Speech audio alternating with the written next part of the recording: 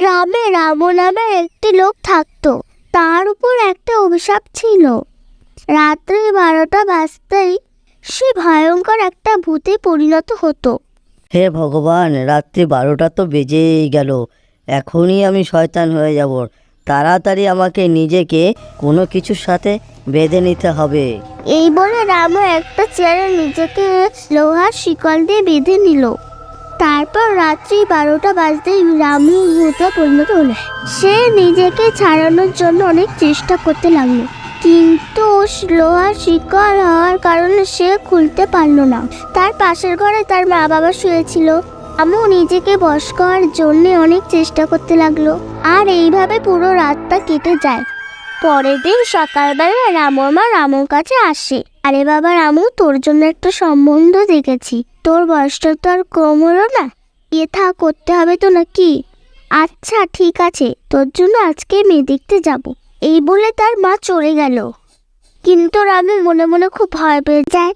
আরে আরে, যদি আমার বিয়ে হয়ে যায় তাহলে তো আমার বউ সব কিছু জেনে যাবে। কিন্তু এই বিষয়টা লুকিয়ে গেলেও তো হবে না, আমার কাউকে না কাউকে বলতেই হবে। যাই, আমি সুমনের কাছে যাই, আমি সব কথা তাকে খুলে বলি। এই বলে রামু তার বন্ধু সুমন কাছে যায়। আরে ভাই সুমন, জানো আমি খুব বিপদে পড়ে তোমার কাছে এসেছি।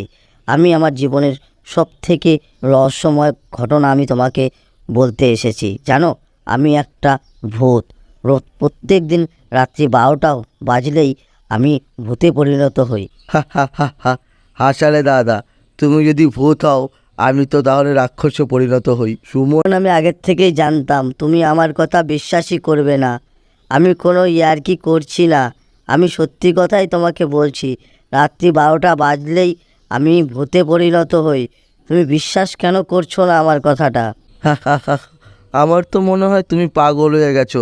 আজকে তুমি অনেক উল্টোপাল্টা কথা বলছো, জানি না তোমার কি হয়ে গেছে। ঠিক আছে, তোকে আমার কথা বিশ্বাস করতে হবে না। যদি বিশ্বাস করতে চাস তাহলে রাত্রি 12টায় আজকে আমাদের বাড়িতে চলে আসিস, তাহলেই তুই বুঝতে পারবি আমি সত্যি কথা বলছি না মিথ্যা কথা বলছি। এই বলে রামু সুমনের বাড়ি থেকে চলে গেল।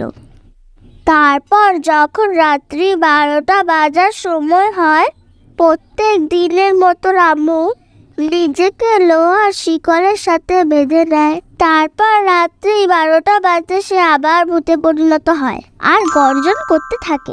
রামু, রামু, তুই কিন্তু কাজটা একদম ঠিক করছিস না। প্রত্যেক দিন রাত্রি 12টা বাজার আগেই তুই নিজেকে নিজে বেঁধে রাখিস, আর আমি রাতভর এখানেই পড়ে থাকি। যেদিন আমি ছাড়া পাবো বলে দিলাম, সেদিন পুরো গ্রামকে আমি ধ্বংস করে দেবো। তখনই তার বন্ধু সুমন তার বাড়িতে আসে। সে রামু জানলা দিয়ে উঁকি মেরে দেখে সত্যি সত্যি রামু ভূতে পরিণত হয়েছে।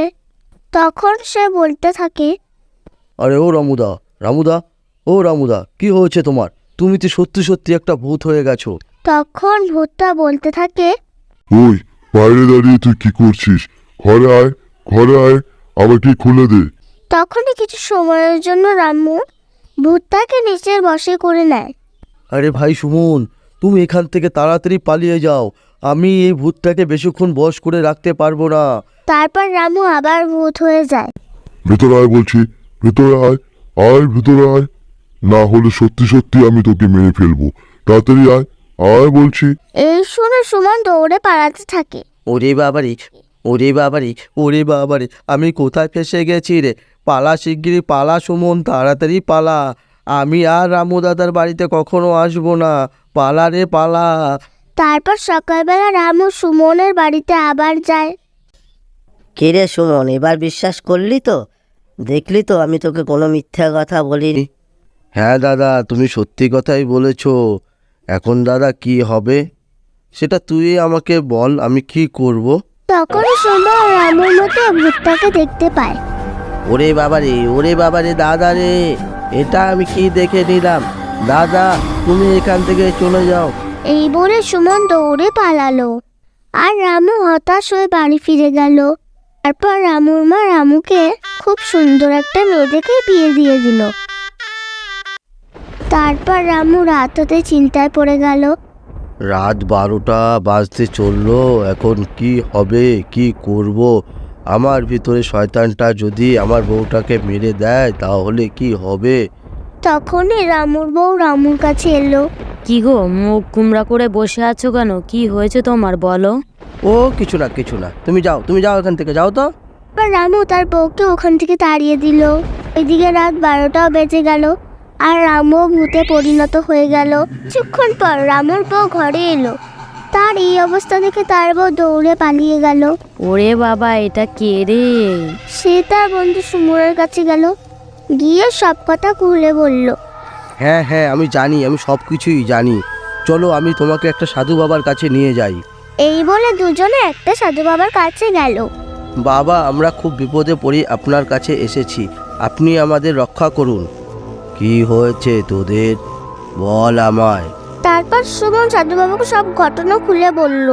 ঠিক আছে, আমি সব বুঝতে পেরেছি, যা তোরা বাড়ি যা, আমি আসছি। তারপর সুমন রামুর বউ কিনে রামুর বাড়িতে যায়। খোল আমায়, তোরা খুলে দে। তখনই সাধু বাবা ওখানে আসেন আর মন্ত্র পড়তে শুরু করেন।